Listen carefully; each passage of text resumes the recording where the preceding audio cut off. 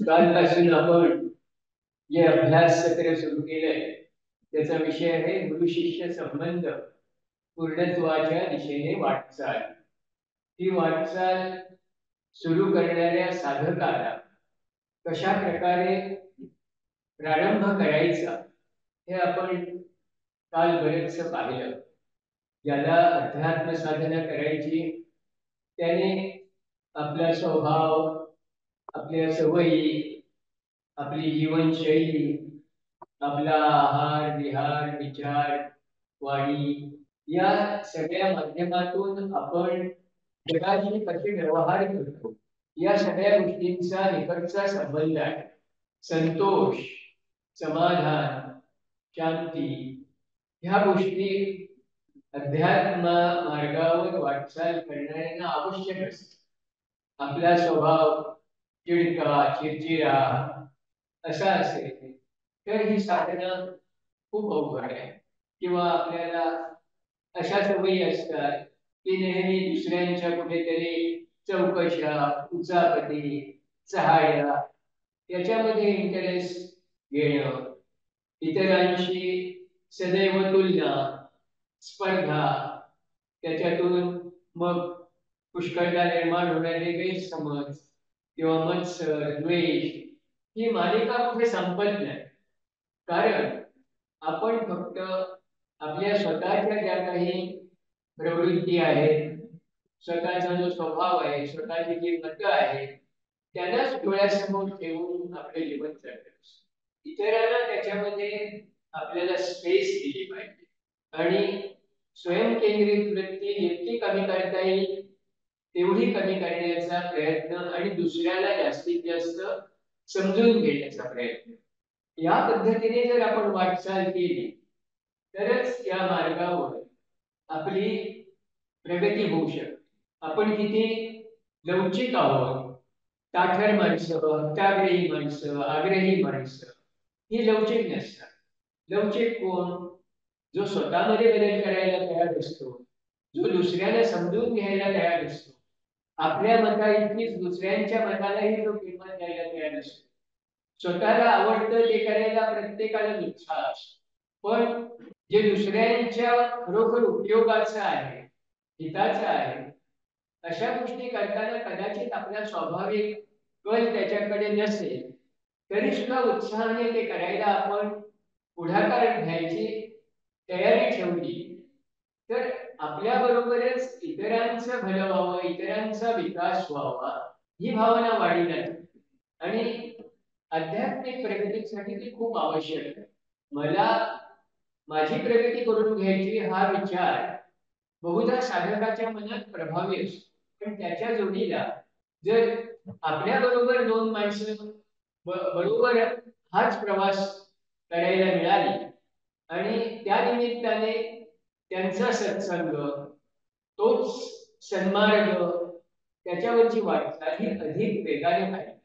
एखादी चांगली गोष्ट सुद्धा एकट्याने करण्यापेक्षा अनेकांनी मिळून केली तर ती अधिक परिणामकारक होण्याची शक्यता असते. त्यामुळे एकत्रितपणे काम करणं, आवडीने करणं, दुसऱ्यांच्या अडचणी समजावून घेणं, दुसऱ्यांना रस वाटेल अशा गोष्टीसाठी आपल्या आवडी नावडीनं सुद्धा प्रसंगी मुरड घालणं, ही सगळी जी ऍडजस्टमेंट असते ती आपल्या स्वभावाचा जितका भाग बनेल तितका आपला स्वभाव हा आध्यात्मिक वाटचालीला अधिक अनुकूल ठरतो आणि गुरूंच्या दृष्टीने ते अधिक सुलभ असतं.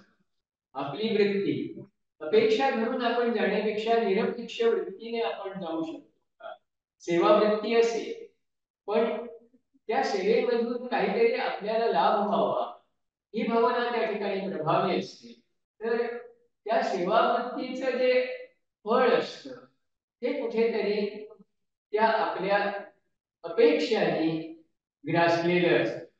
त्याऐवजी त्या ठिकाणी स्वतःसाठी काही न मागता आत्मसमर्पणाच्या वृत्तीने जर हे आपण करू शकतो, एकत्वाची भावना, मग त्या ठिकाणी वेगवेगळे विचार आपल्या मनात नाही आले तर आपली वाटचाल सुकर होते. कोण कुठल्या जातीचा आहे, कोण कुठल्या धर्माचा आहे, कोणाची भाषा कुठली, गाव कुठलं, ह्या गोष्टी मनामध्ये आपल्या भिंती निर्माण करतात. एकत्वाची ही जाणीव आवश्यक आहे. ती येण्यासाठी ह्या सगळ्या भिन्नांच्या पलीकडे आपल्याला जाता आलं. आपलं थिओसॉफिकल सोसायटीचं सुद्धा पहिलं उद्दिष्ट बघा तेच आहे की universal brotherhood without distinction of various things. हे डिस्टिंक्शन्स, डिफरन्सेस, वेगळेपण ह्यालाच आपल्या दृष्टीमध्ये जर महत्व आलं तर एकत्वाची भावना जोपासणं हे अवघड होऊन जातं. आणि त्याच्या जोडीला आपल्या सवयी, आपल्या आवडी नावडी ह्या आपल्याला आपली व्यसन ही सुद्धा त्याच्यामध्ये आड येऊ शकतात. आपण ठराविक स्वभावाची माणसं त्यांच्याशीच आपल्याला जुळतं घेण्याची सवय असते, तर आपल्यापेक्षा वेगळा स्वभाव असलेल्या माणसांशी आपण एकत्रितपणे काम करू शकत नाही. हे जे सगळे आपल्या मधल्या मर्यादा असतात, ह्या मर्यादा ओळखून त्या आपण जितक्या दूर करू शकू तितका आपण कमी स्वयंकेंद्रित होऊ आणि तितका आपण दुसऱ्यांच्या दृष्टीने जगायला सुरुवात केली की आपल्या समजुतीच्या ज्ञानाच्या कक्षा वाढायला लागतात. असं म्हटलेलं आहे की तुम्हाला जर ज्ञान मिळवायचं असेल तर नम्रता शिका. बी humble if you want wisdom, and humbler still once you have attained the wisdom. म्हणजे ज्ञान मिळवायचं असेल तर नम्रतेने जा. विद्या विनयेन शोभते असं आपण संस्कृतमध्ये म्हणतो. म्हणजे त्या विद्येला विनयाचा साध असला. विद्येने माणसं जर गर्विष्ठ बनत असतील, आत्मकेंद्रित बनत असतील, सेन्स ऑफ सुपिरियॉरिटी, आपण कुठेतरी वेगळे आहोत, वरिष्ठ आहोत, श्रेष्ठ आहोत, अशा भावना जर वाढीला लागत असतील तर ती विद्या ही आपल्या विकासाला पोषक ठरू शकत नाही. सा विद्या या विमुक्त आहे असे म्हणते. म्हणजे जी विद्या आपल्याला मुक्त करते ती खरी विद्या. जी आपल्याला स्वयंकेंद्रित करते ती मुक्त कसं करणार, कारण आपण त्या केंद्राभोवतीच स्वतःला गुंतवून तर म्हणून ह्या सगळ्या गोष्टी यांनी आपल्या जर अध्यात्म यात्रेचा प्रवास सुरू झाला तर आपल्याला गुरु सापडणं सोपं झालं. आपण बरेचदा गुरुच्या शोधामध्ये फिरण्यापेक्षा स्वतःच्या शोधामध्ये लागले पाहिजे. स्वतःमध्ये काय गुण योग्य अयोग्य आहे, स्वतःच्या स्वभावामध्ये असं काय आहे की जे आपल्याला वाढवलं पाहिजे, असं काय आहे की जे आपण त्याच्यातून दूर केलं पाहिजे. स्वतःचे गुण अवगुण, व्हर्च्यूज अँड व्हायसेस याचं एक प्रकारे आत्मनिरीक्षण जर आपण चालू ठेवलं तर आपल्याला योग्य असा सद्गुरू मिळणं हे अवघड नसतं. आणि हा एक कसोटीचाच भाग आहे. आपली एक प्रकारे चाचणी की आपण कसे आहोत, ह्या मार्गाला योग्य आहोत किंवा नाही हे ठरत असतं. जीवनामध्ये आपल्याला अनेकदा काय निवडायचं, काय टाळायचं ह्याच्या संधी येत असतात. कधी आपण क्रोधित करणारे प्रसंग असतात, कधी आपल्याला मोहित करणारे प्रसंग असतात. त्यावेळी आपण मोहाच्या मागे लागतो का? क्रोधित करणारे असले तर क्रोधापासून आपल्याला आपण अलिप्त ठेवू शकतो का? ह्या आपल्या चाचण्या असतात. त्या चाचण्यांना आपण बळी पडतो का त्या पार करून आपण पुढे जातो. आणि पुष्कळदा आपल्या संभाव्य गुरूंनीच ह्या गोष्टी आपल्या मार्गामध्ये जाणीवपूर्वक निर्माण केलेल्या असतात. म्हणजे संधी ओळखायला आपण पुष्कळदा कमी पडतो. अनेक अनुकूल गोष्टी आणि प्रतिकूल गोष्टी दोन्हीही या संधीच्या स्वरूपात जर आपण पाहू शकतो तर त्याचा योग्य उपयोग कसा करून घ्यायचा हे आपल्यावर बरेचसे अवलंबून असतं. काही काळ हा तुमच्या आध्यात्मिक प्रगतीला पोषक असतो, त्यावेळी आपण उत्साहाने त्या ठिकाणी त्याचा उपयोग कसा करून घ्यायचा हे पाहिलं. काही काळ आध्यात्मिक प्रगतीला तेवढासा पोषक नसेल, तर त्यावेळी जे काय आपण ह्या मार्गावर कमावलंय ते स्थिरस्थावर करण्यासाठी, टिकवून ठेवण्यासाठी आपण प्रयत्न केले. तर ह्या दोन्ही दृष्टीने आपली वाटचाल चालू असली तर आपल्याला संधीचा योग्य उपयोग करून घेता येतो. जसं एखादा धावपटू असतो, त्याला ज्या दिशेने वारा वाहत असतो त्या दिशेने धावला तो, तर त्याला त्याची गती वाढवता येते. त्याच्या प्रतिकूल वारा असेल त्यावेळी त्याची गती कमी पडते. तर परिस्थितीचा योग्य उपयोग करून घेणं, परिस्थिती किंवा प्रवाहानुसार वाहत जाणं नव्हे, पण परिस्थितीतले जे घटक आपल्याला अनुकूल पोषक असतात त्यांचा उपयोग करून घेणं, याच्या दृष्टीने गुरुही आपल्याला सहाय्यकारी होऊ शकतात. त्यामुळे योग्य काळ वगैरे हे त्याप्रमाणे आपल्याला जर पाहता आले तर त्याच्यासाठी आपली वृत्ती, आपला स्वभाव हाही लवचिक असणं फार आवडतं. कोणत्या प्रसंगी आपण कठोर व्हावं, कोणत्या प्रसंगी आपण मृदू व्हावं, हे वेळेनुसार आपल्याला जमलं पाहिजे. म्हणजे आपण नेहमी मिडल पाथ हा फॉलो केला पाहिजे. म्हणजे स्वतःचा समतोल ढळू न देता तो टिकवून प्रसंगाप्रमाणे आपल्याला जसा लंबर दोन टोकाला फिरत असतो, पण तो नेहमी त्याच्या मध्यभागी स्थिरावत असतो, तसा आपला स्वभाव असला पाहिजे. म्हणजे जसं तुकारामाने म्हटलंय की मऊ मेना होनी आम्ही विष्णुदास, कठीण वज्रासी भेटू ऐसे. म्हणजे आपल्याला मऊ मेणाहूनही मृदू होता आलं पाहिजे आणि वज्रापेक्षाही कठीण होता आलं. पण हे कसं क्रोधाच्या आहारी जाणं नव्हे, किंवा लीन मृदू निष्ठ होऊन परिस्थिती पुढे नमतं घेणं नव्हे, तर जी काही आपली तत्व आहे ती तत्व पाळून तपशिलाच्या बाबतीत लवचिक असतो.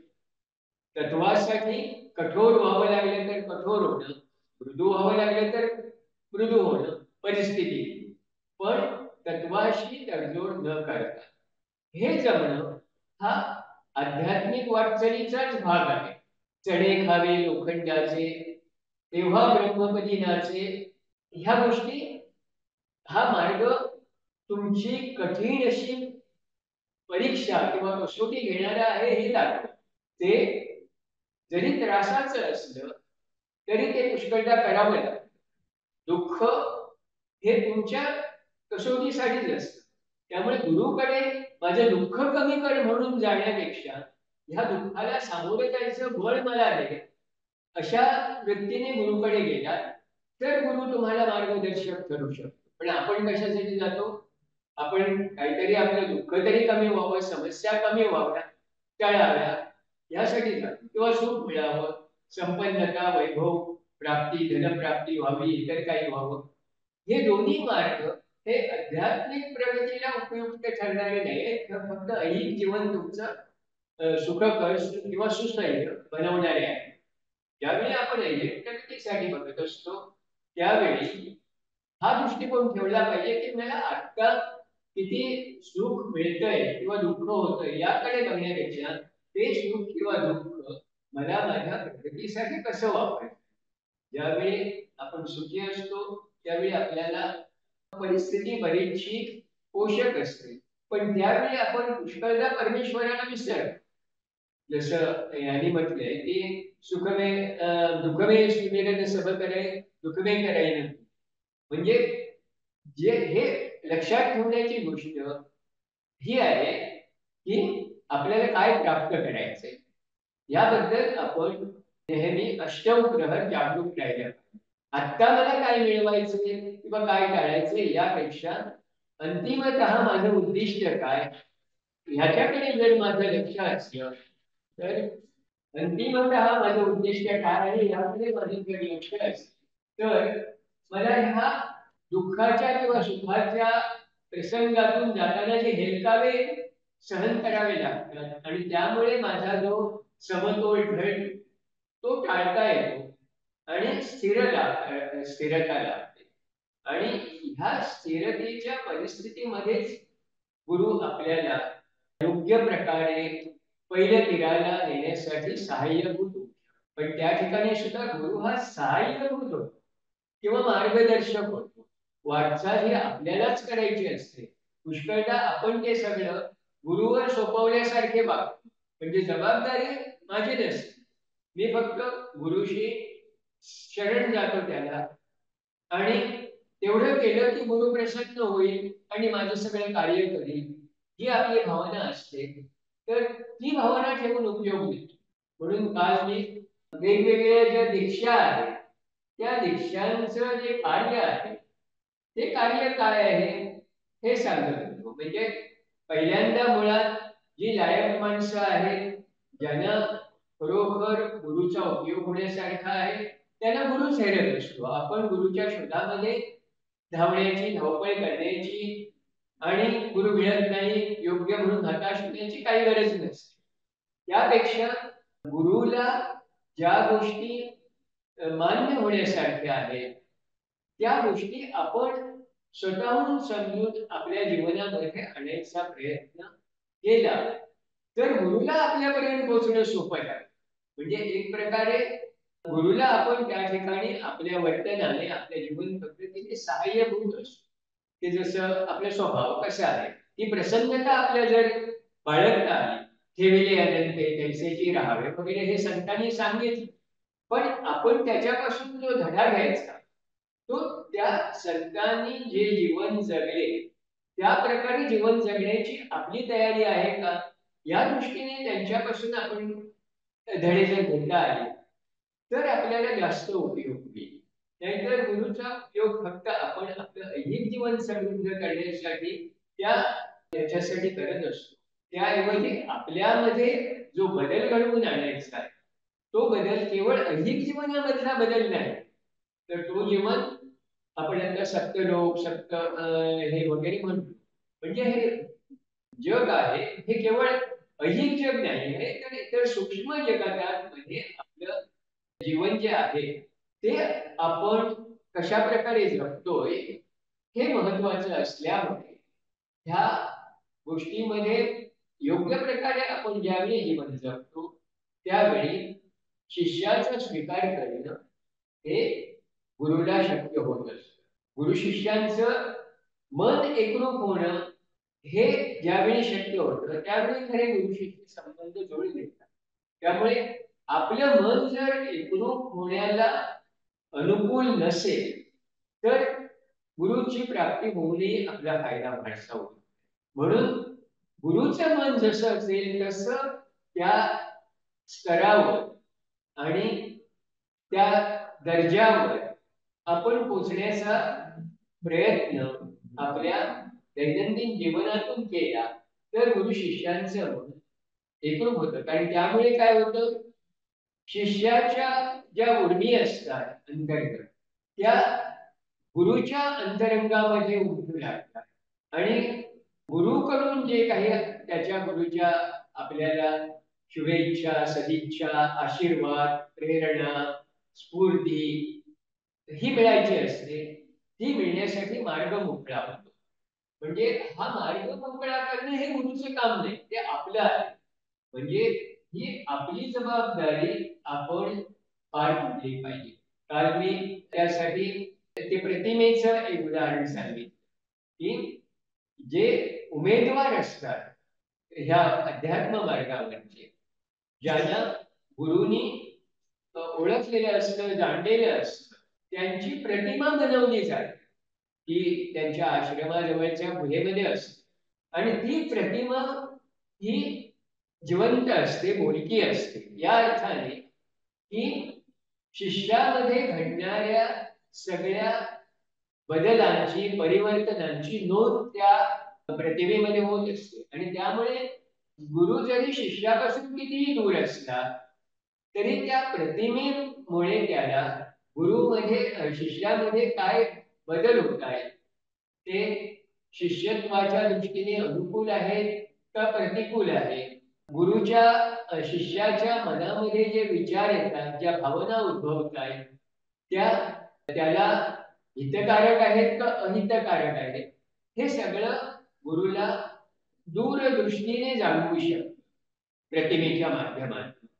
आणि त्यामुळे गुरुला योग्य प्रकारच्या प्रेरणा देणं हे शक्य असतं.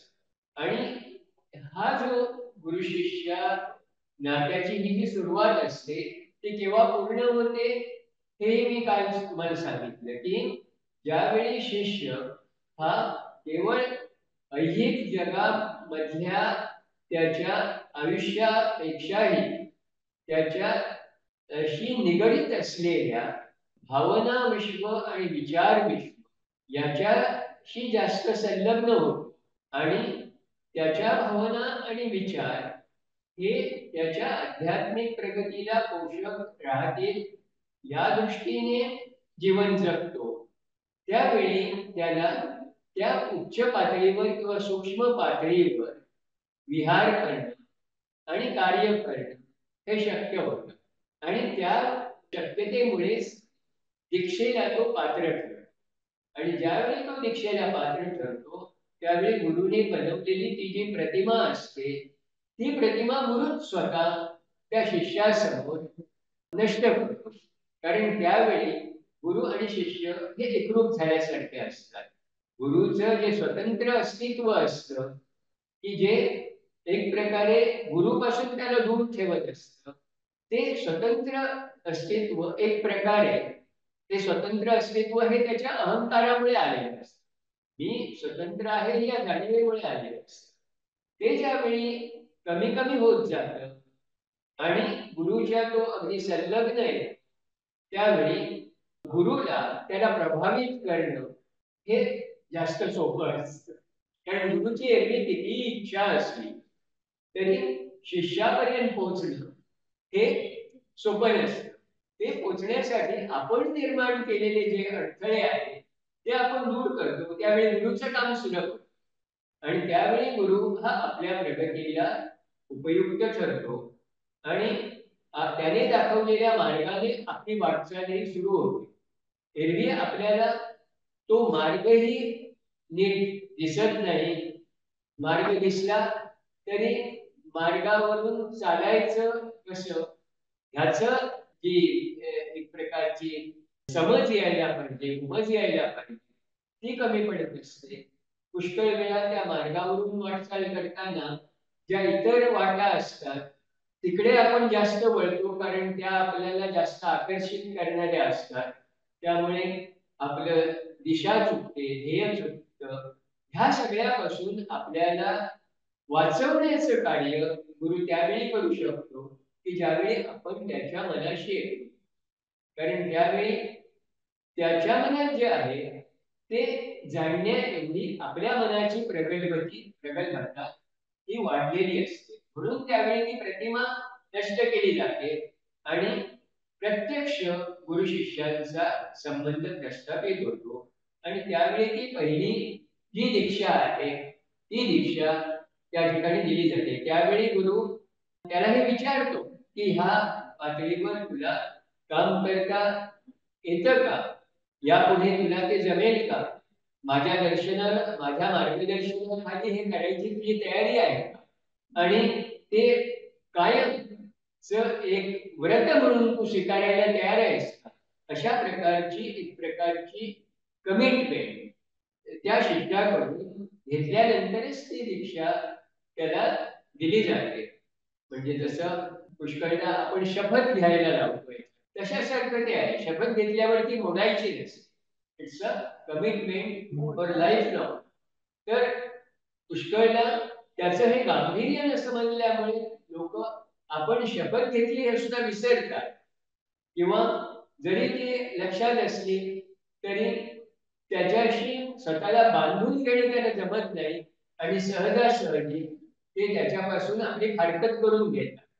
तर असे प्रसंग आले तर त्यावेळी गुरुला ते संबंध काही काळापुरते तरी तोडावी लागतात. कारण शिष्य जर चुकीच्या मार्गाने जात असेल तर गुरु शिष्यांची मनं एकत्र जुळलेली असल्यामुळे त्याचा त्रास गुरुला व्हायला आणि गुरुच्या इतर शिष्यांबरोबरचे संबंध किंवा गुरुचे जे इतर व्यापक कार्य ज्यासाठी गुरुने स्वतः एक प्रकारचं ते स्वीकारलेलं असते जबाबदारी, त्या जबाबदारी पार पाडण्यामध्ये असा ठीक हा त्याला अडचण किंवा अडथळा ठरू शकतो आणि म्हणून ते संबंध त्या ठिकाणी थोपवले जातात. त्याच्यामध्ये सुद्धा त्याचं ज्ञानेश्वरीमध्ये वर्णन आलंय हे कृष्णार्जुन संबंधामध्ये आलंय, पण त्याचा संदर्भ ह्या अशा त्या ठिकाणी एक प्रकारे कृष्ण हा अर्जुनाचा गुरुही आहे आणि अर्जुन हा त्याचा शिष्यही आहे, जरी तसं त्या ठिकाणी संबोधलेलं नसलं तरी. कारण युद्धभूमीवर ज्यावेळी ह्या गोष्टी चर्चिल्या जातात त्यावेळी एरवी त्याचा संदर्भ समजणार नाही आपल्याला, तो त्या आध्यात्मिक पातळीवर जाऊनच त्याचा लावला पाहिजे. म्हणजे एका ठिकाणी ज्ञानेश्वरीमध्ये ज्ञानेश्वर म्हणतात, मग सावळा स कंकणू बाहू पसरवून दक्षिणू आलिंगीला स्वशरणू भक्त राजू तो. म्हणजे श्री अर्जुनाला त्याने आलिंगन दिलं त्या. तसं ह्या दीक्षाविधीमध्ये तो गुरु शिष्याला आलिंगन देत असतो, त्याला आपल्या पोटाशी कवटाळून घेतो. त्यामुळे काय होतं, त्याचे जे सूक्ष्मदेह असतात गुरुचे, ते सूक्ष्मदेह आणि शिष्याचे सूक्ष्मदेह यांचं मिलन होतं आणि गुरुचे जे काही आध्यात्मिक दैवी गुणसंपदा असते ती शिष्यामध्ये एक प्रकारे त्याचं ट्रान्सफर होते. हा, आणि त्यामुळे त्याच्यातून त्या प्रसंगातून ज्यावेळी तो शिष्य बाहेर येतो त्यावेळी त्याच्यामध्ये मोठं परिवर्तन झालेलं असतं. त्याचं तेज वाढतं, त्याचं सामर्थ्य वाढतं, त्याची कार्यक्षमता वाढते. हा एक प्रकारे म्हणजे त्याच्यामधलं हे मोठं परिवर्तन असतं. त्याला तो गुरु हा अर्थात हे ॲस्ट्रल प्लेनवर घडत असतं, त्यामुळे बरेचदा ते घडल्याची स्मृती आठवण ही शिष्याला नसते, पण त्याच्यामध्ये घडलेला फरक त्याला मात्र जाणवत. म्हणजे तो फरक हा जाणवण्या इतका प्रभावी असतो आणि त्यानंतरचं शिष्याचं जीवन बदलायला तो कारणीभूत ठरू शकतो, उपयुक्त ठरू शकतो. म्हणजे साधकांचा हा अनुभव असतो की त्याला ते जाणवतं. म्हणजे तिथे शब्द किंवा बुद्धी ही पोहोचत नाही, ते मागे फिरतात.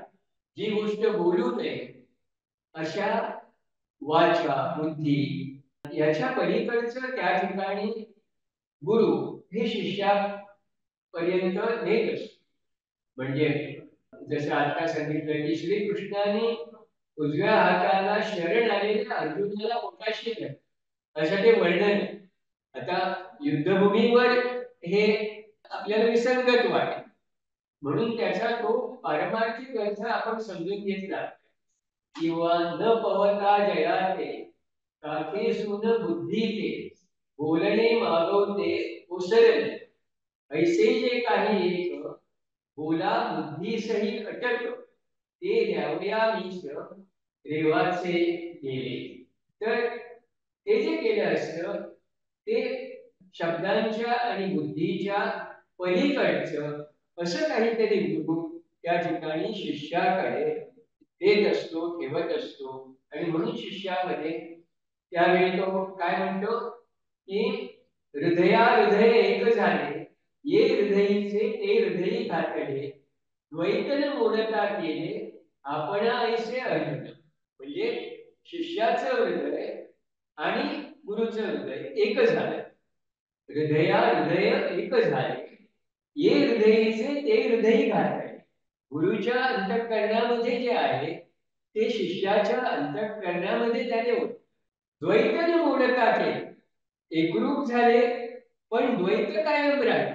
गुरु वेगळा शिष्य वेगळा, पण तरी सुद्धा एका विशिष्ट पातळीवर ते एक झाले. तर ते अर्जुनाला च्या बाबतीत घडलं. दीपे दीपू लागला तैसा परिश्वंग तो झाला द्वैतन मोडता केला आपण ते पाहतो. म्हणजे दिव्याने दिवा लागल्यास आपण पूजेमध्ये सुद्धा बघा ते एक दिवा जो ह्याच्या हातात असतो तो समय आणि दुसऱ्या दिव्याला ते सुद्धा सिंबॉलिक म्हणजे जीवात्मा आणि शिवात्मा याचं मिलन होणं म्हणतात आपण. तसं ते आहे शिष्याचा आत्मा आणि गुरुचा आत्मा यांचं मिलन होतं. एका दिव्याने दुसरा दिवा प्रज्वलित करणे म्हणजे त्या दिव्या हा त्या ठिकाणी ज्ञानाचा तेजाचा आनंदाचा एक सिंबॉल आहे आणि ते गुरुकडून शिष्याकडे देण्याचं काम ह्या विधीमधून होत. हा गुरु शिष्याचं द्वैत कायम राहिलं तरी गुरु शिष्य संबंध हा मात्र कायम राहतो. गुरुच्या ध्यानाने शिष्याचे जे वेगवेगळे कोश असतात सूक्ष्म शरीर असतात ती प्रफुल्लित प्रसरण पावत असतात. म्हणजे गुरुच्या साधनेचा उपयोग शिष्यालाही व्हायला लागलेला असतो. ह्या ज्यावेळी हा बॉन्ड हे बंधन दोघांमध्ये निर्माण होतं त्यावेळी त्याचा असा उपयोग शिष्याला व्हायला लागतो. त्याचा आणखी एक महत्वाचा उपयोग हा असतो की शिष्याची एक प्रकारची अनिष्ट किंवा वाईट गोष्टी ना दूर ठेवण्याची प्रतिकारक शक्ती त्यामुळे वाढते. जरी शिष्याची साधना पूर्ण झालेली असते त्याच्यामध्ये अनेक त्रुटी असल्या वैगुण्य असली तरी त्या वैगुण्यांचा जो परिणाम असतो की त्यामुळे बाहेरची वैगुण्य त्याच्यामध्ये प्रवेश करू शकतात. वाईट विचार वाईट वासना भावना यांना शिरकाव करायला ती गोष्ट पुरेशी असते.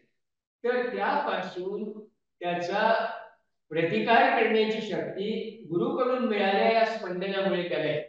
म्हणजे जसं तो एक प्रकारचं हे असतो त्याला म्हणतात की जसं कमंडलू असतो किंवा तीर्थपात्र असतं ज्याच्यामधून वरून काही ज्या शक्ती येतात गुरुकडून त्या वरून त्याच्यामध्ये येतात पण आजूबाजूचा जो प्रभाव असतो त्याच्यापासून ते पात्र हे फुलप्रूफ असतं. त्याचा प्रवेश त्याच्यामध्ये होऊ शकतो. म्हणजे एन्व्हिरॉन्मेंटचे जे काही एव्हिल्स असतील त्याच्यापासून तो फुलप्रूफ राहतो. पण गुरुकडून येणारे जे ऊर्जेचे प्रवाह असतात त्याचा मात्र त्याला फायदा होत असतो. म्हणजे बाहेरील वाईट गोष्टींचा त्याच्या सूक्ष्म देहाकडून प्रतिबंध त्या ठिकाणी व्हायला आणि तो त्याला मी म्हटलं ते अभिषेक पात्र असं म्हटलेलं आहे. म्हणजे त्याचं स्वरूप हे अभिषेक पात्रासारखं होऊन जातं गुरुच्या सान्निध्यामध्ये.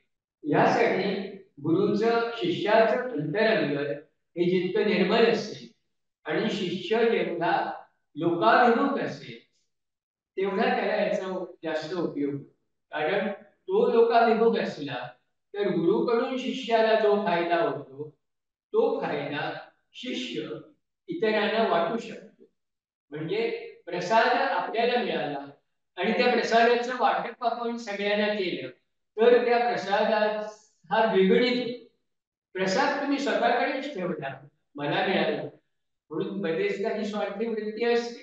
आपण त्याचं सगळ्यांना वाटप करतो जसं नाही. अनेक गोष्टी कुठं आपल्याला एखादं तुळशी पत्र मिळालं फूल मिळालं तर ते आपण आपल्याकडे आपल्या पुरतं आपल्या मालकीचं असल्यासारखं जपून ठेव. म्हणजे त्याच्यात इतरांचा वाटा आहे इतरांना त्याचा लाभ होऊ शकेल ही दृष्टी जर आपल्यामध्ये असली तर ती आपल्या आत्मिक विकासाला जास्त पोषक असते. ती जर संकुचित असली स्वार्थी असली तर आपला विकास होण्याची संधी आपण गमावल्यासारखं. म्हणून आपल्या बरोबर दुसऱ्याला समजा आपण कुठल्या सत्संगाला जातो तर आपल्या बरोबर आणखी 2-4 माणसं घेऊन गेली तरी काही बिघडत नाही. झाला तर त्याला फायदा होतो. अर्थात त्यांच्या मनाविरुद्ध त्यांना नेण्यात अर्थ नाही फोर्स करून सक्तीने नेण्यात अर्थ नाही. पण ज्यांचा त्या गोष्टीकडे कल असते ज्यांना त्याची आवड असते त्यांना ती संधी उपलब्ध करून देण्याचं भाग्य आपल्याला लाभलं तर ते आपल्या आध्यात्मिक प्रगतीला पोषक असतं. म्हणजे ह्या सगळ्या गोष्टी संधी म्हणून बघायच्या असतात. पुष्कळशा गोष्टी ह्या अगदी छोट्या छोट्या असतात, पण छोट्या गोष्टीतून मोठी आध्यात्मिक प्रगती साधणे शक्य असते. छोटी गोष्ट ही संधी असते, म्हणून त्याच्याकडे संधी म्हणून पाहायचं. ती संधी सोडून द्यायची, छोटी आहे त्याचा उपयोग करून घ्यायचा. संधीचा उपयोग करून घेतल्यानंतर तुम्हाला मोठी संधी प्राप्त होते आणि मोठ्या संधीचा उपयोग करून घेण्यासाठी तुमच्यामध्ये मोठी शक्ती, क्षमता ही निर्माण होते. म्हणजे ही एक प्रकारची साखळी आहे. छोट्यातून तुम्ही मोठ्याकडे तुमचा प्रवास हा आपसूक सुरू होतो. मुळात आपण मोठ्यासाठीच वाट पाहत थांबतो आणि छोट्या गोष्टींकडे दुर्लक्ष केलं तर त्या मोठ्या गोष्टी आपल्याला प्राप्त होणे सोपं नसतं. म्हणून सुरुवात ही छोट्यापासूनच. काम आपल्याला जे काम आपल्या वाट्याला आलेलं असतं ते काम आपल्याला हलकं वाटलं किंवा आपल्या लायकीचं नाही असं वाटलं तर आपण करायला पुष्कळदा नाखुश असतो. आपल्या आवडीचं नसेल तरी आपण नाखुश असतो. फार कठीण वाटलं, त्रासाचं वाटलं, वेसवीचं वाटलं तरी ते स्वीकारायला आपण तयार नसतो. आपल्याकडे जी संधी येते ती नेहमीच अशी कधी कुठलेही इतर त्याच्याबरोबर आवरणी नसलेली अशी नसते. त्याच्याबरोबर हे अनेक गुणदोषांनी ती युक्त असल्यासारखी आपल्याला वाटत असते. तर त्याच्याकडे जास्त लक्ष न देता आपण संधी म्हणून त्याच्याकडे पाहिलं तर आपल्याला पुढचं द्वार मोकळं होतं. एक दीक्षा ज्याला मिळाली त्याला पुढची दीक्षा मिळण्यासाठी तो पात्र केव्हा होतो तर पहिल्या दीक्षेमुळे प्राप्त झालेलं जे काही त्याला सामर्थ्य असतं ते तो कितपत वापरतो याच्यावर त्याचं वाढतं सामर्थ्य, त्याची वाढती संधी ही नेहमी अवलंबून असते. त्यामुळे जे काही आपल्याला प्राप्त आहे त्याचा पुरेपूर उपयोग करून घेतला पाहिजे. म्हणजे आपण आपली क्षमता पूर्णपणे वापरतो का हे गुरु पाहत असतो. क्षमता वाढवण्याचा प्रश्न तेव्हा येतो ज्यावेळी तुम्ही तुमच्या असलेल्या क्षमता पूर्णपणे वापरता तेव्हाच. बरेचदा आपल्याला वाटतं आपल्याला ही सिद्धी मिळाली, ती सिद्धी मिळाली, पण आपल्यामध्ये जी क्षमता आहे ती आपली सिद्धी आहे. मग तिचा वापर करायचं सोडून आणखी सिद्धी प्राप्त करून घेण्याचा हौयास हा सुद्धा तुम्हाला प्रगतीला पोषक नसतो, त्याच्या आड येत असतो. म्हणून प्रत्येक दीक्षेच्या वेळी काल सांगितल्याप्रमाणे गुरु ह्याची खात्री करत असतात की तुमच्या असलेल्या क्षमता तुम्ही पूर्णपणे वापरता. जे त्याच्यासाठी शिफारस करणारे लोक लागतात ते ह्यासाठी लागतात की ह्याने मग खरोखर त्याचा वापर केला हे सांगणारे दुसरे कोणीतरी पाहिजे. मी स्वतः नेहमीच सांगायला तयार असतो की माझी क्षमता मी वाढवतो, पण ज्यांना माझ्या क्षमतांची माहिती आहे आणि जे माझ्यासाठी पुरस्कार किंवा शिफारस करायला तयार आहे त्यांना अगोदर खात्री पटली पाहिजे की खरोखर माझ्या क्षमता मी वापरलेल्या आहेत. त्यामुळे ज्यांच्यासाठी त्या वापरल्या त्यांना सुद्धा बोलावलं जातं. समजा मी एखाद्याच्यासाठी चांगलं कार्य केलेलं आहे आणि त्या चांगल्या कार्याचा चांगला उपयोग त्या व्यक्तीला झालेला आहे तर अशा वेळी त्या व्यक्तीलाही पाचारण केलं जातं आणि तुला ह्या व्यक्तीचा कसा उपयोग झाला हे विचारलं जातं आणि त्या व्यक्तीने ते त्या ठिकाणी एक प्रकारे साक्ष देण्यासारखं आहे की खरोखर याचा मला उपयोग झाला. म्हणजे ह्या सगळ्या ह्या दीक्षा विधीचे हे भाग आहे की केवळ त्यांच्या हातात दीक्षा देण्याचं सामर्थ्य आहे, पात्रता आहे म्हणून ते दीक्षा तुम्हाला लिहून टाकतील असं नसतं. त्याच्यामध्ये अनेकांचा सहभाग असतो. म्हणजे ती एक प्रकारची सामुदायिक क्रिया आहे असं म्हटलं तरी चालेल. कलेक्टिव्ह हे म्हणजे अंतिम निर्णय हा यांचा असतो सनत महाराजांचा, पण त्यांनी इतरांना जे अधिकार त्यांच्या अखत्यारीत दिलेले असतात त्या अधिकारांचा वापर दीक्षा देणारा करत असतो. म्हणजे दीक्षा जरी तो देणारा अधिपती नसला तरी अधिपतीच्या नावाने ती दीक्षा दिली. आणि केवळ तो ज्याला दीक्षा देण्याचा अधिकार आहे त्याला सुद्धा केवळ स्वतःहून ते एकट्याने करता येईल. तर त्याच्यामध्ये ज्याला दीक्षा द्यायची तो शिष्य, त्याची शिफारस करणारे इतर जीवनमुक्त पुरुष, आणि ज्यांना त्याच्या ह्या सेवेच्या कार्याचा खरोखर आयुष्यामध्ये उपयोग झालेला आहे त्याने त्याच्यासाठी खात्री देणं की खरोखर मला त्याचा उपयोग झाला. आणि हे सगळं भौतिक पातळीवर होत नाही, तर सूक्ष्म पातळीवर होत असल्यामुळे त्याचं स्मरण आपल्याला असेल असं नाही, पण परिणाम स्वरूप आपल्याला त्याच्यामुळे ज्या प्रेरणा मिळतात त्या प्रेरणा राहतात. त्यावेळी जो आशीर्वाद देतात गुरु, त्या आशीर्वादाचं बळ आपल्या पाठीशी असतं. ते सांगतात की मी नेहमी तुझ्या पाठीशी राहील, पण तुला ह्याचं स्मरण ठेवलं पाहिजे. काय तो ती जाणीव, ती अवेअरनेस, आणि आपल्यावर ही जबाबदारी सोपवलेली आहे अशा प्रकारची जाणीव केवळ गुरुचं स्मरण, गुरुचं स्तवन, स्तुती एवढं पुरेसं नाही. ते खरं याच्यासाठी जायची हे तुम्ही विस्मरणात जाता नाही ह्या गोष्टी, की तुम्ही काही कमिटमेंट्स केलेले आहेत, तुम्ही काही वचनं दिलेली आहेत, तुम्ही काही शपथा घेतलेल्या आहेत, तुम्ही काही व्रत स्वीकारलेली आहेत. तर त्याचं जर स्मरण सतत राहिलं तरच ते तुमच्या दैनंदिन जीवनामध्ये प्रत्यक्षात येईल. आणि प्रत्यक्षात ज्या गोष्टी येत नाही त्या हळूहळू जीवनातून दूर होतात, निघून जातात. म्हणून जर साधना करणाऱ्याने साधना सोडून दिली तर मिळालेलं जे काही यश पदरी पडलेलं असतं ते सुद्धा निघून जाईल. म्हणजे सतत ही चढण आहे आणि त्या चढणीवर नेहमी तुम्हाला वरच जायचं आहे. त्यामुळे प्रत्येक पावलाला तुम्हाला श्रम करावे लागतात, निर्धाराने पाऊल वर उचलावं लागतं. तुम्ही ते उचललात की तुम्हाला पुढचं पाऊल टाकण्यासाठी पुन्हा आणखी बळ मिळतं, प्रेरणा मिळते. पण बरेचदा आपल्यामधल्या पूर्वी सांगितल्याप्रमाणे जिथे तमसवृत्तीचं प्राबल्य असेल तिथं आपले कष्ट, श्रम, चिकाटी, निश्चय वृत्ती ही कमी पडायला लागते. तर ती कमी पडू देता कामा नये, म्हणून त्याच्यासाठी निर्धार हा आवश्यक असतो, निश्चयी. तर हे प्रयत्न जिथे सतत चालू असतात तिथं गुरुचं पाठबळ तुम्हाला लागतं. ते प्रयत्न कमी पडायला लागले तर गुरुचं जे सहाय्य असतं ते कमी पडेल. म्हणजे हे मग सांगितल्याप्रमाणे एखाद्या धावपटूला वाऱ्याचे जे सहाय्य असतं तसं ते गुरुचं सहाय्य. तुम्ही त्याचा योग्य उपयोग करून घेतला तर ते तुम्हाला पोषक ठरतं. म्हणजे निसर्गातल्या ह्या शक्ती, गुरु ही त्यातली प्रधान शक्ती आपल्या दृष्टीने, कारण तिथं आपलं नातं जोडलेलं असतं गुरु शिष्यात. पण निसर्गामध्ये अशा अनेक शक्ती असतात. जसं आपण देवाचं सहाय्य आपल्याला लाभण्यासाठी आपण काय करतो, यज्ञ करतो.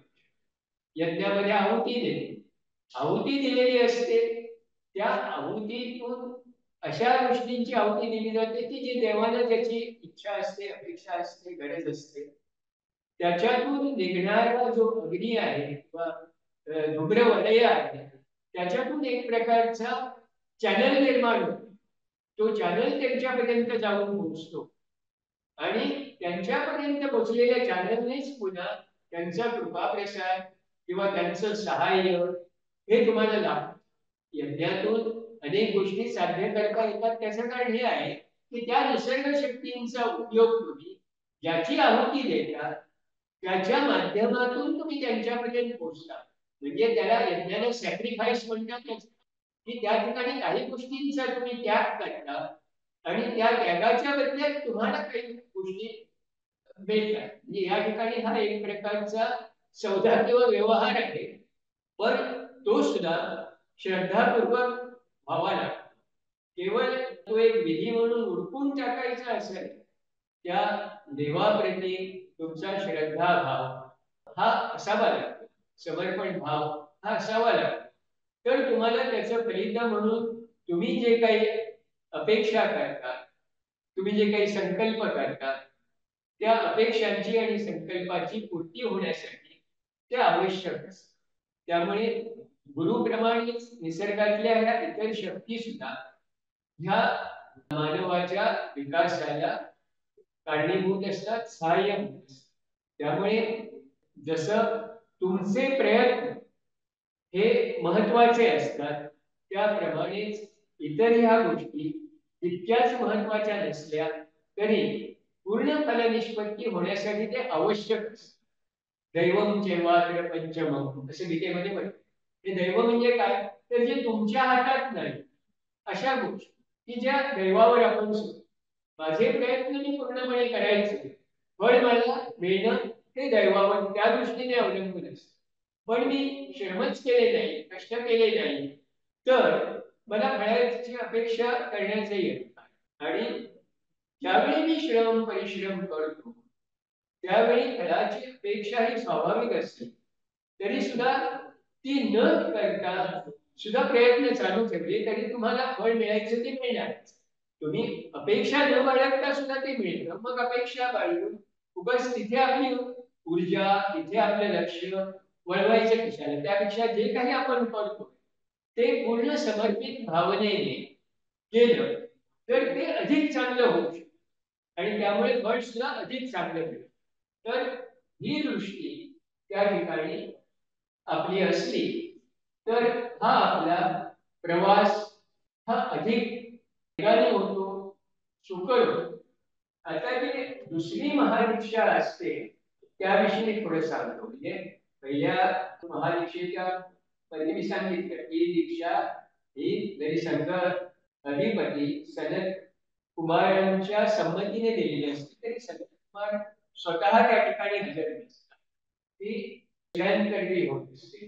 दुसरी महादीक्षा जी असते ती स्वतः सनत कुमार जर शक्य असलं किंवा त्यांचे जे शिष्य आहेत इतर 3 कुमार वगैरे ते नंतरच्या दीक्षांना येऊ शकतात किंवा त्या सुद्धा अशा इतरांच्या ज्यांना त्यांनी अधिकार दिले आहेत त्यांच्या माध्यमातून होऊ शकतात.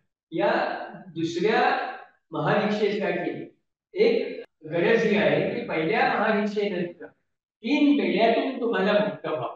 म्हणजे हा प्रगतीपर मार्ग आहे. त्यामुळे प्रत्येक वेळी तुम्हाला त्या ठिकाणी वाटेत काहीतरी मुद्दाम अडथळे निर्माण केलेले असतात. जसं अडथळ्याची शर्यत असते. तुम्हाला एक अडथळा पार केल्यानंतर तुम्ही एका टप्प्यावर जाऊन पोहोचता. पण म्हणजे काय तुम्ही शेवट्याला पोहोचणार नसेल. दुसऱ्या टप्प्याला पुन्हा नवीन प्रकारच्या अडचणी असतात. कित्येकदा पहिल्या अडचणींपेक्षा त्या अधिक कठीण, अधिक गुंतागुंतीच्या, अधिक त्रासदायक अशा असू शकतात. याचं कारणच असं आहे की तुमची तयारी करून घेतली जात असते. तुम्ही त्या प्रसंगातून गेल्याशिवाय त्या प्रसंगाला सामोरं जाण्यासाठी जी क्षमता लागते, जी ताकद लागते, जी वृत्ती लागते, जो निर्धार लागतो, निश्चय लागतो, तो निर्माणच होणार नाही तुमच्यामध्ये. तो निर्माण करण्यासाठी हे सगळं आहे. जितक्या प्रमाणात तुम्ही तुमच्या क्षमता वापरता तितक्या प्रमाणात त्या वाढत जातात आणि जितक्या प्रमाणात त्यांचा वापर तुम्ही कमी करता तितक्या प्रमाणात त्याची झीज. हे जर त्यातलं तत्व लक्षात ठेवलं तर सतत कार्यशील राहण्यामधला फायदा काय हे लक्षात येईल. याचा अर्थ असा नाही की अविश्रांत एखादी गोष्ट करायची असते. योग्य ती विश्रांती ही आवश्यक असते. जसं यंत्राला असतं त्याला वंगणाची आवश्यकता असते, मेंटेनन्स लागतो, विश्रांतीही लागते. तुम्ही एखादं मशीन जसं माणूस 8 तास काम केल्यानंतर विश्रांती घेतो तसं मशीन सुद्धा काही काळानंतर बंद ठेवावी लागते. नाहीतर त्याचं टेम्परेचर फार वाढू शकतं, झीज फार होऊ शकते, ते मध्ये मध्ये बंद पडण्याची शक्यता उद्भवू शकते. ते होऊ नये म्हणून योग्य वेळी मेंटेनन्स आवश्यक असतो. तसंच आपल्या ह्या देहांचं मग ते केवळ शरीरच नव्हे तर मनाला सुद्धा ती आवश्यक. तुम्ही मेडिटेशन करा काही ठराविक काळासाठी सतत तुम्ही मेडिटेटिव्ह मूड मध्ये असणं हे नंतर साध्य होत. पण सारखं मेडिटेशन साठी बसणं हे अपेक्षित नाही. तुम्ही त्या एका विशिष्ट अवस्थेमध्ये जाऊन पोहोचला की तिचं स्थिरावणं हे तुमच्या मनोदेहामध्ये विशिष्ट प्रकारचे गुणधर्म निर्माण करण्यासाठी पुरेसं असतं.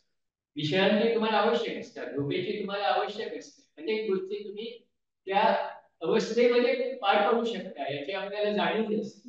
काल सांगितल्याप्रमाणे ज्यावेळी तुम्ही देहापासून अलग होता म्हणजे तुमची जाणीव, त्यावेळी भूलोकामधलं कार्य तुमचं बंद असतं, पण भुवर लोकांमधलं तुमचं कार्य सुरू होत असतं.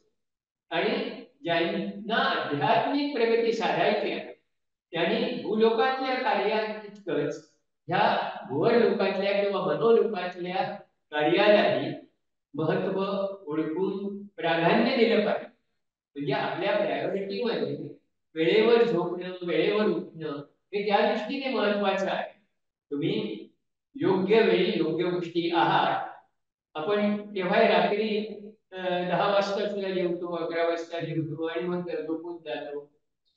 त्याच्यामुळे काही लोक साधना करणारे सूर्यास्तापूर्वी जेवतात आणि निद्राधीन होण्यापूर्वी इतका वेळ गेलेला असतो की त्या काळात अन्नाचं बरेचसं पचन झालेलं असतं, रक्ताभिसरण वगैरे त्यावेळी पोटाकडे न जाता मेंदूकडे जायची एक वेळ आलेली असते. म्हणजे 6 वाजता जेव्हा तुम्ही 10 वाजता मेडिटेशन केलं तर त्यावेळी तुम्हाला अनुकूल परिस्थिती असते. पण तुम्ही 9:30 ला जेवतात आणि 10 वाजता मेडिटेशन झालं असलं तर तुम्हाला डुलकी लागणार, कारण रक्त सगळं तुमच्या पोटाकडे अन्न जिरवण्यासाठी पचवण्यासाठी गेलेलं असतं. तुमच्या मेंदूला रक्त आणि ऑक्सिजन कमी पडायला लागलं, तो मंद व्हायला लागतो, झोप येते. मेडिटेशन मध्ये झोप आली तर मेडिटेशन होत नाही. पुष्कळांना ते मेडिटेशनच चालू आहे असं वाटतं, पण ते मेडिटेशन नाही. मेडिटेशन मध्ये तुम्ही पूर्णपणे जागरूक असता, तुम्हाला जाणीव असते, फक्त तुमची जाणीव स्थूल पातळीवरून सूक्ष्म पातळीवर गेलेली असते. पण तुमची मज्जा संस्था ही त्यावेळी कार्यशील तल्लख असणं आवश्यक असतं. त्यामुळे तुम्हाला त्या मेडिटेशनचा तुमची जाणीव उंचावण्यासाठी उपयोग झाला तरच ते मेडिटेशन. नाहीतर केवळ स्वस्थ आसनामध्ये बसून प्राणायाम करून मेडिटेशन साधलं असं म्हणता येणार नाही. तुमची जी धारणा आहे ती धारणा ही ती जाणीव पूर्णपणे जागरूक असतानाच होऊ शकते. धारणेमध्ये जी संयम ही प्रक्रिया सांगितलेली आहे, धारणा ध्यान समाधी, ती पूर्णपणे जागरूक अवस्थेमध्ये झाली. फक्त तुम्ही सभोवारच्या गोष्टींचा तुम्हाला विसर पडेल, जाणीव होणार नाही, पण एका सूक्ष्म उच्च स्तरावर तुम्ही पूर्णपणे जागरूक असता.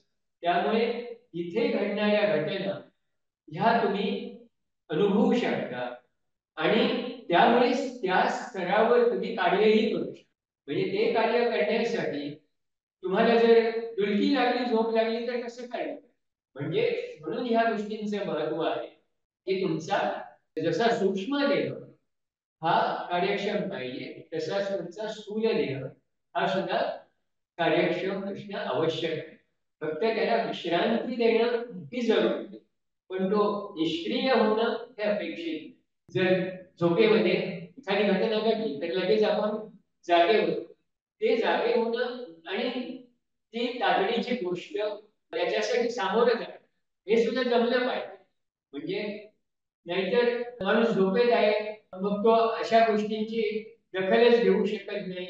त्यामुळे ज्या आवश्यक गोष्टी स्थूल पातळीवर एखाद्या वेळी इमर्जन्सी उद्भवल्यामुळे करणं आवश्यक आहे ती तू करू शकत नाही, असेही होता कामा नये. हे तुमची जाणीव ही वेगवेगळ्या पातळ्यावर तुम्हाला ज्यावेळी आवश्यक असेल तेव्हा सक्रिय राहील. म्हणजे गाढ निद्रेतून तुम्ही जागृत अवस्थेमध्ये येणं सुद्धा तुम्हाला जमलं पाहिजे, किंवा जागृत अवस्थेतून त्या गाढ निद्रेमध्येही तुम्हाला जाता आलं. हे केव्हा होईल? ज्यावेळी या सगळ्या देहावर आपलं एक प्रकारचं नियंत्रण प्राप्त होतं, तेव्हाच ते शक्य आहे.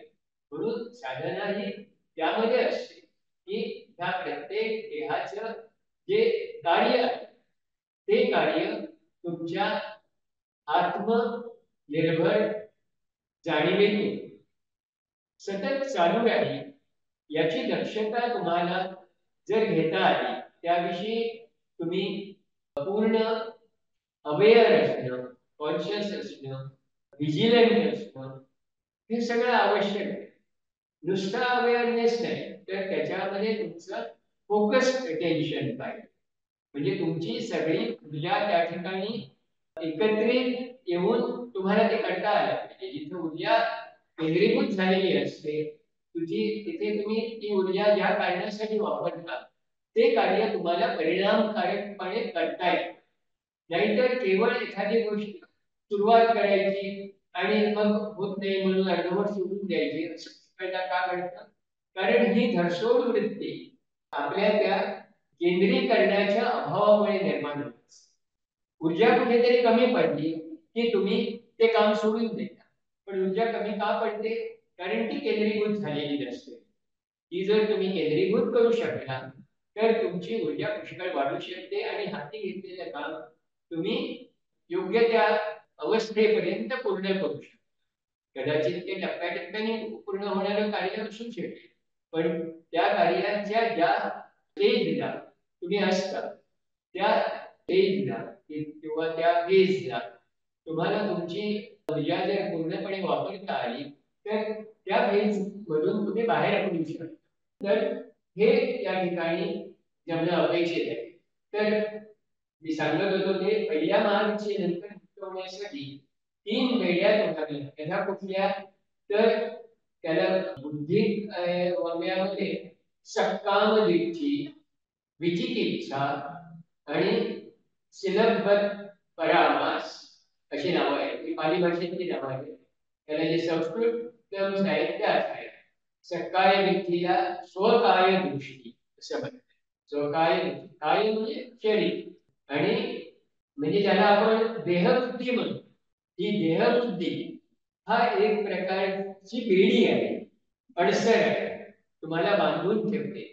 तर विदेही वृत्तीने आपल्याला जगता आलं पाहिजे. म्हणजे देहाला दूर ठेवू नये, आपली जाणीव देहापासून आपल्याला व्यक्त करता आली तर ही सत्कार्य व्यक्ती आपण पार पाडली, ती बेडी आपण तोडली असं म्हणता येईल. 3 बेड्या. सत्कार्य व्यक्ती. दुसरी आहे ती विचिकित्सा. विचिकित्सा संस्कृतमध्ये ती विचिकित्सा असं म्हटलेलं आहे. म्हणजे काय? तर बरेचदा आपल्याला अनेक ज्याला आपण अकॉर्ड रूल्स लॉज म्हणतो किंवा जसं आपला कर्मसिद्धांत आहे, तर कर्मसिद्धांतावर आपली किती निष्ठा आहे, खरोखर आपल्याला ते किती पूर्णपणे पटलेले आहे का त्याच्याबद्दल आपल्याला संशय आहे. ही संशयाची जी अवस्था आहे असे नसते. कित्येक लोक असं म्हणतात म्हणजे पूर्णपणे श्रद्धा त्या ठिकाणी नसते, त्यामुळे आपण दोन्ही दगडीवर पाय ठेवूनच हात ठेवूनच ही अवस्था असता कामा नये. ही जी पाहिली आहे ती विचिकित्सा, ही दूर झाली पाहिजे. म्हणजे निश्चितपणे मी जे कर्म करतोय त्याचं फळ हे भविष्य काळामध्ये अनिवार्य आहे आणि त्याला मला सामोरे जायचं आहे. त्यामुळे ते फळ कोणते असेल ह्याचा विचार करून मी माझी कृती केली पाहिजे. त्याचा विचार सोडून कृती करणं म्हणजे ह्या विचिकित्सक अवस्थेमध्ये राहणं. त्याचा जर आपल्याला पुरेशा आपली विवेक बुद्धी जागृत होऊन निश्चय बुद्धी त्या ठिकाणी आली असेल तर ती विचिकित्सा. ती विचिकित्सा ही दुसरी वेळी आहे, ती आपल्याला पाठ करता आली पाहिजे. आणि तिसरी आहे ती शीलव्रत परामर्श. म्हणजे शीलव्रत परामर्श असा त्याचा संस्कृत शब्द आहे. तर शीलव्रत परामर्श म्हणजे काय?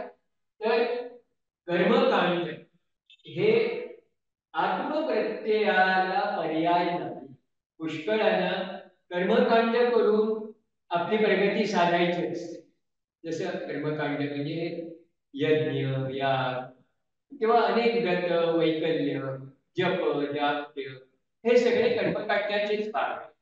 आणि त्याने आपल्याला आत्मप्रगती साधता येते अशा समजुतीखाली बरेच लोक या कर्मकांडामध्येच गुंतलेले असतात. पण कर्मकांड हा आत्मप्रत्ययाला पर्याय होऊ शकत नाही. तुम्ही कर्मकांड करा न करा तुमच्या श्रद्धेप्रमाणे तो भाग वेगळा, पण कर्मकांड केल्यामुळे ह्या गोष्टी साध्य होणार नाही. कदाचित ह्या गोष्टी साध्य करण्याचं काम सुकर सोपं होईल, त्याला ते पोषक असतील, पूरक असतील, पण पर्याय नाही. त्याच्या ऐवजी हे नाही, याच्या जोडीला ते असू शकेल. या दृष्टीने ह्या कर्मकांडाकडे बघणं म्हणजे शीलव्रत परामर्श. तर ह्या 3 बेड्या जो पार केलेला आहे त्याला दुसरी महादीक्षा मिळू शकते, त्याला तो पात्र ठरतो. म्हणजे पहिल्या महादीक्षेनंतरची ही तयारी अवश्य आहे की ह्या 3 बेड्या तुम्हाला पार करता आल्या पाहिजे. दुसरी महादीक्षा ही मनोलोकाच्या पातळीवर दिली जाते. काल मला वाटतं तू विचारली होती सापडली.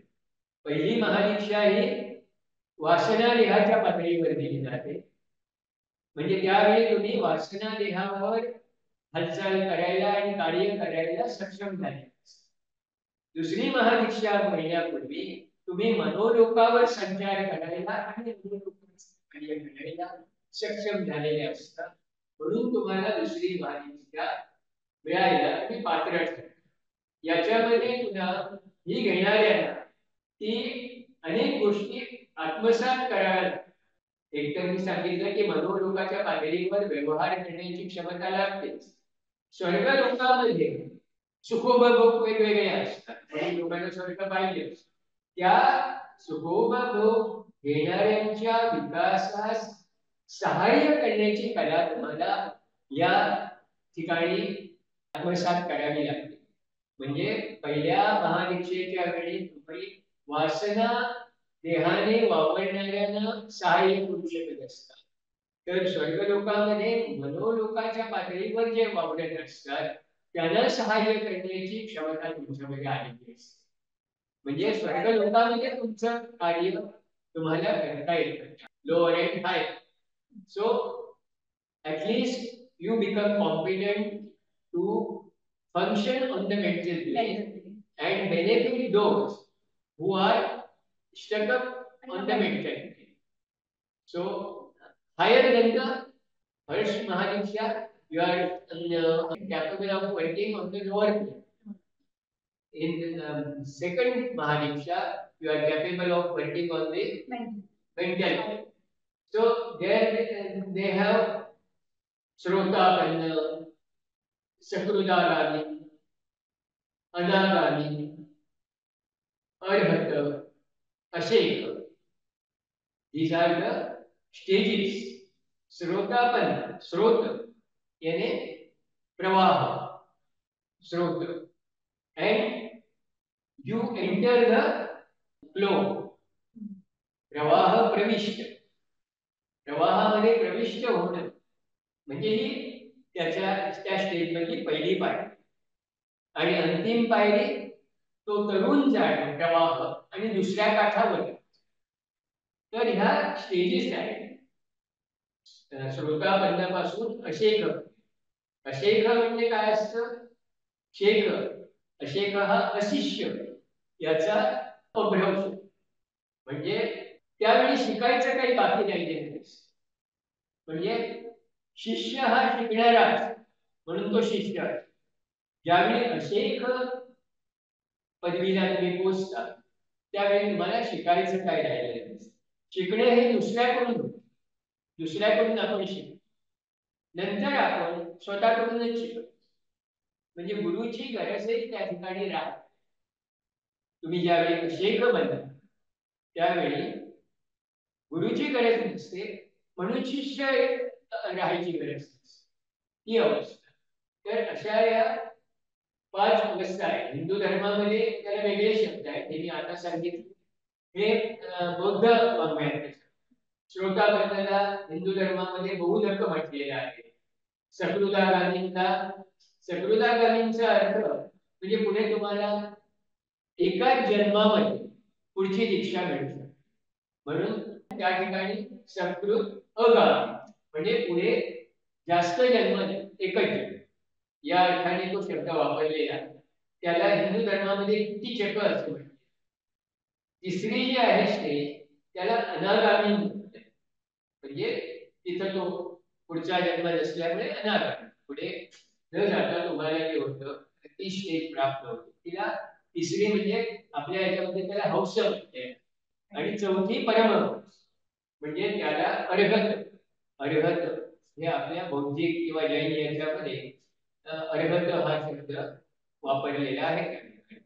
आणि चौथी झाल्यावर तुम्ही त्या अंतिम स्टेजला येतात, की याच्यापूर्वी काल मी सांगितलं ती अवस्था आहे पाचव्याच्या पूर्वी, की ज्यावेळी त्याला गंभीर परिस्थितीतून जाण्या अनएक्सपेक्टेड अशा गोष्टी काहीतरी उद्भवतात. हे कसं झालं, का झालं हे तुम्हाला समजत नाही. मी कधी पाप केलं नाही, मग माझ्या वाट्याला हे का आहे. असे पुष्कळ लोक म्हणतात. कॅन्सरने आजारी असलेला पेशंट म्हणतो, आयुष्यात मी कोणाला त्रास दिला नाही, मला हा त्रास का झाला. कोणाचं तरी दिवाळं असतं, आयुष्यभर त्याने केलेली कमाई सगळी निघून जाते, त्याचा तसा काही मोठा दोष नसतो, पण ते घडतं. एखादा माणूस नीतिमान असतो, पण कुठल्या तरी गोष्टीत दुसऱ्याचं चांगलं करायला जातो आणि हाच त्याच्यात घडतो, आणि त्याच्यावरच कुठेतरी आरोप येतात. त्याने व्यभिचार केला, त्याने खून केला, जे कधी स्वप्नात सुद्धा घडणार नाही अशा गोष्टींचे आरोप तुमच्यावर होतात. आणि त्या परिस्थितीतून तुम्ही कसे बाहेर पडता, ही तुमची ती शेवटची कसोटी असते. त्याला अविची असं म्हटलेलं आहे. या अविचीतून बाहेर पडणारा जो सही सलामत असतो, तो पाचव्या दीक्षेला पात्र होतो आणि तो त्या अशेक अवस्थेला पोचतो. तर मला वाटतं या ठिकाणी आपण आता थांबूया.